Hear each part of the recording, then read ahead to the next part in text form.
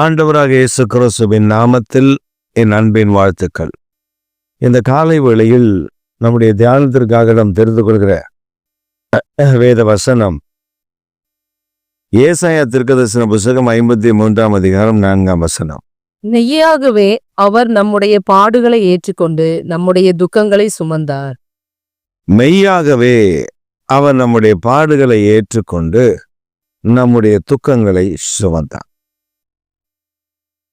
பிரியமான கர்த்தருடைய ஜனமே, பிள்ளைகளே, மெய்யாய் அவர் நம்முடைய பாடுகளை ஏற்றுக்கொண்டு நம்மேல் வரக்கூடிய அத்தனை துக்கங்களையும் அவர் சுமந்து கொண்டார். நம்முடைய துக்கம், நம்முடைய பாடுகள், இந்த பாடுகள் எதனால் நமக்கு வருகிறது? 2 காரியத்தினால் வரும். ஒன்று, நாம் மற்றவர்களுக்கு தீமை செய்யும் பொழுது. மற்றொன்று, நாம் பாவம் செய்யும் பொழுது. தேவனுடைய நாமத்தை நாம் அறிந்திருந்தும் சில நேரங்களில் தேவனை மறுதலிக்கிற ஜனங்களாய், மறுதலிக்கிறவர்களாய் நாம் காணப்படுகிறது உண்டு. நிறைய விஷயங்களில் அப்படி காணப்படுவதுண்டு. அதனாலதான் வேதம் சொல்லுகிறது, அவர் மெய்யாகவே அவர் நம்முடைய பாடுகளை ஏற்றுக்கொண்டு அவர் நம் அடைந்த துக்கங்களை, sorrows, different kinds of sorrows, பல விதமான துக்கங்கள், நாம் செய்கிற பாவத்து நிமித்தம் நமக்கு வருகிற துக்கம், நாம் செய்கிற பாவத்து நிமித்தம் நமக்கு வருகிற தண்டனை துக்கமாய் சில நேரங்களில் நமக்கு வெளிப்படும். அப்படிப்பட்ட துக்கங்களை எல்லாம் நாம் அடைவது அவர் பார்த்து கொண்டிராமல் அதிலிருந்து நம்மை விடுவிக்க வேண்டும் என்று சொல்லி அவைகள் எல்லாவற்றையும் அவர் ஏற்றுக்கொண்டார்.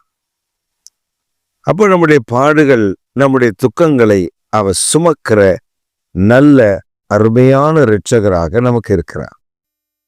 அதற்காக நான் பாவம் செய்யலாமா? நான் மீறுதல் செய்யலாமா?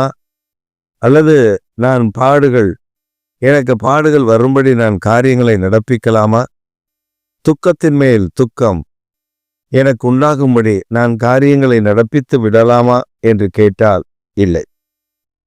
இயேசு கிறிஸ்து நமக்காக பாடுகளை சகித்து இரத்தம் சிந்தி மரித்து 3ஆம் நாள் உயிரோடு கூட எழும்பினார். சமீபத்தில் ஒரு பெரிய மனிதனை குறித்து கேள்விப்பட்டேன். அந்த பெரிய மனிதன் ஒரு காலகட்டத்தில் அந்த மனிதனுடைய பெயரை அந்த ஊர் ஜனங்கள் கேட்டால், அந்த ஊர் ஜனங்கள் மாத்திரமல்ல, சுற்றுவட்டார கிராமங்களில் உள்ள மக்களும் நடுங்குவார்கள். அப்படிப்பட்ட குடும்பம் அந்த குடும்பம். ஆனால் இன்று அவர்கள் ஆண்டவரை ஏற்றுக்கொண்டார்களா இல்லையா என்பது காரியம் இல்லை. மாறாக ஆண்டவரை ஆராதிப்பதற்கு, ஆண்டவரை துதிப்பதற்கு தங்களுடைய வளாகத்தை திறந்து கொடுத்து அந்த வளாகத்தில் ஜெபிப்பதற்கான இடங்களையும் கொடுத்து அவர்கள் நடத்தி வருகிற சில காரியங்களை நிறுத்தி அதையும் நீங்கள் பயன்படுத்தி கொள்ளுங்கள் என்று அந்த ஜெபத்திற்காக கொடுத்திருக்கிறார்கள் என்று கேள்விப்படும் பொழுது, அவர்கள் அப்படி கொடுக்கிறவர்கள் அல்ல. மாறாக அவர்கள் எடுக்கிறவர்கள், கொடுக்கிறவர்கள் அல்ல, எடுக்கிறவர்கள். ஆனால் இப்பொழுது அவரை குறித்து கேள்விப்படுகிற சாட்சி, அவர் கொடுத்தார் என்று சொல்லும் பொழுது பெரிய ஆச்சரியம் தாங்க முடியவில்லை. காரணம், அவர்கள் எடுத்துதான் பழக்கம், கொடுத்ததே கிடையாது. ஆனால் இப்பொழுது ஆண்டவருடைய வேலைக்காக, ஆண்டவருடைய காரியத்திற்காக அவர்கள் கொடுக்கிறார்கள் என்றால் அவர்களுடைய பாடுகள், அவருடைய அக்கிரமங்கள், என் இயேசு சுமக்கிறார் என்ற அறிவு, ஞானம் அவர்களுக்கு உண்டாயிருக்கிறது. பிரியமானவர்களே, நம்முடைய மூதாதையர் நாம் செய்த பாவத்தின் நிமித்தம், அக்கிரமத்தின் நிமித்தம், தீமையின் நிமித்தம் பாடுகள் நமக்கு உண்டு, துக்கங்கள் நமக்கு உண்டு. ஆனால் இயேசு கிறிஸ்து பாடுகளையும் துக்கங்களையும் கல்வாரி சிலுவையில் அவர் சுமந்து தீர்த்ததினாலே நாம் விடுவிக்கப்படுகிறோம். நம் அநேகர் என்ன நினைக்கிறோம்?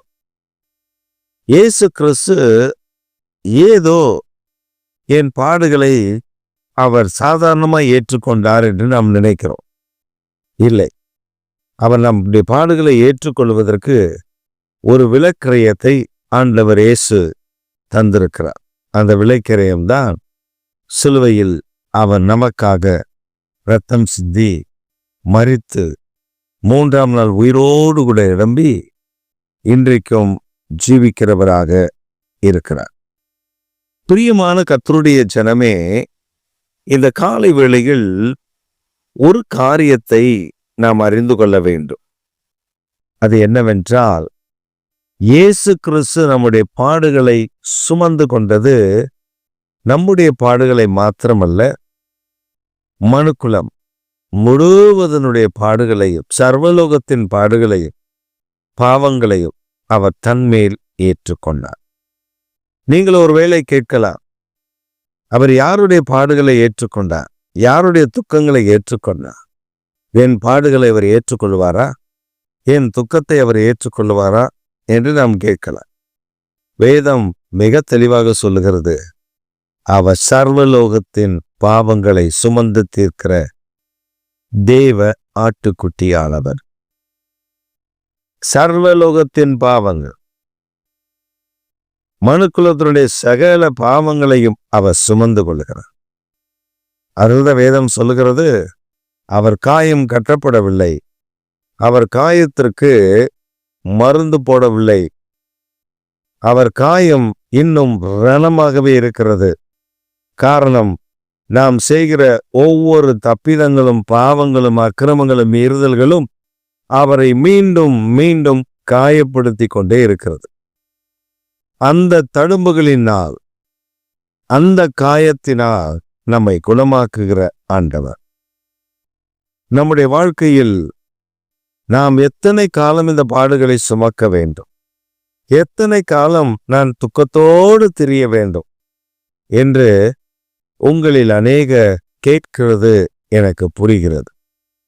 அவைகள் எல்லாவற்றையும் இயேசு சிலுவையில் சுமந்து விட்டார். நீங்கள் சுமக்க வேண்டிய அவசியமில்லை. You have to submit all the sorrows and affliction at the hand of the Lord on the cross. சிலுவையில் இயேசு கிறிஸ்துவின் கரத்தில் பாடுகளையும் துக்கங்களையும் அவரிடத்தில் ஒப்பு கொடுத்து விட வேண்டும். மற்றதை அவர் காத்து பார்த்து கொள்வார். நாம் என்ன நினைக்கிறோம்? நான் மட்டும்தான் பாடுகளை, நான் மட்டும்தான் துக்கத்தை அனுபவிக்கிறேன் என்று நாம் நினைக்கிறோம். ஆனால் இயேசு கிறிஸ்து அவைகள் எல்லாம் கடந்து வந்தார். நீங்களும் யோசிச்சு பாருங்க, அவர் சர்வ வல்லவர். ஒரு மனுக்குலம், ஒரு மனிதன், ஒரு சேவகன் இயேசுவை அடிக்கிறார், கன்னத்தில் அடிக்கிறார், கொட்டுகிறார். அவர் சொல்லுகிறான், உன்னை அடித்தது யார் என்று பார்த்து சொல். இயேசு அமைதியாக இருந்தார். அவரை நிந்திக்கிறான், அவமானப்படுத்துகிறான். ஆண்டவர் அமைதியாக இருக்கிறார். முள்முடியினாலே சூட்டப்பட்ட ஒரு கிரீடத்தை தலையில் வைத்து அடிக்கிறார்கள். அந்த முள் அவருடைய தலையில கிழித்து கொண்டு உள்ளே இறங்குகிறது. அப்பொழுதும் இயேசு அவளை சபிக்கவில்லை, அமைதியாக வந்தார். He always kept silent. He always accepted the sorrows and the affliction upon him. Why? ஏனென்றால் உங்கள் பாடுகளையும் உங்கள் துக்கங்களையும் அவர் சுமந்து கொள்ள வேண்டுமே. அதற்காகத்தான் அந்த பாடுகள், அந்த துக்கங்கள் அவர் கடந்து வந்தார். பிரியமானவர்களே, இன்றைக்கு நீங்க துக்கத்தோடு அல்ல, பாடுகளோடு வாழ்வது ஆண்டவருக்கு பிரியமில்லை. அவைகளிலிருந்து உங்களை விடுவிக்க ஆண்டவர் விரும்புகிறார். ஒரு வெற்றியை கொடுக்க ஆண்டவர் விரும்புகிறார். ஒரு ஜெயத்தை கொடுக்க ஆண்டவர் விரும்புகிறார். நாம் அவர் பாதத்தை பிடித்து கொண்டால் போதும். இயேசுவே, எனக்காக பாடுகளை சகித்தவரே, என் துக்கங்களை சுமந்தவரே, எனக்கு உதவி செய்யும் என்று நாம் கேட்கும் பொழுது பரலோகத்தின் தேவன் நமக்கு உதவி செய்கிறார். இந்த காலை வேளைகளில் ஐயோ என் பாடுகள், ஐயோ என் துக்கங்கள், எத்தனை ஆண்டு காலம் நான் இப்படியே வாழ்வது என்று கலங்கிக் கொண்டிருக்கிற பிரியமான மகளே, பிரியமான மகனே, உனக்காக தான் கர்த்தர் இன்றைக்கு பேசி கொண்டிருக்கிறார். உன்னை கர்த்தர் குணமாக்கி ஒரு நன்மை செய்ய ஆண்டவர் விரும்புகிறார். உன் துக்கங்கள், உன் பாடுகள் இன்று மறைகிறது. உனக்கு மகிழ்ச்சியினாலும் சந்தோஷத்தினாலும் கிருபையினாலும் உன்னை நிரப்பி ஆசீர்வதிக்க அவர் ஆயத்தமுள்ளவராய் இருக்கிறார். மகிழ்ந்து களி கூறுங்கள். அவர் பெரிய நன்மைகளை உங்களுக்கு செய்ய வல்லவர்.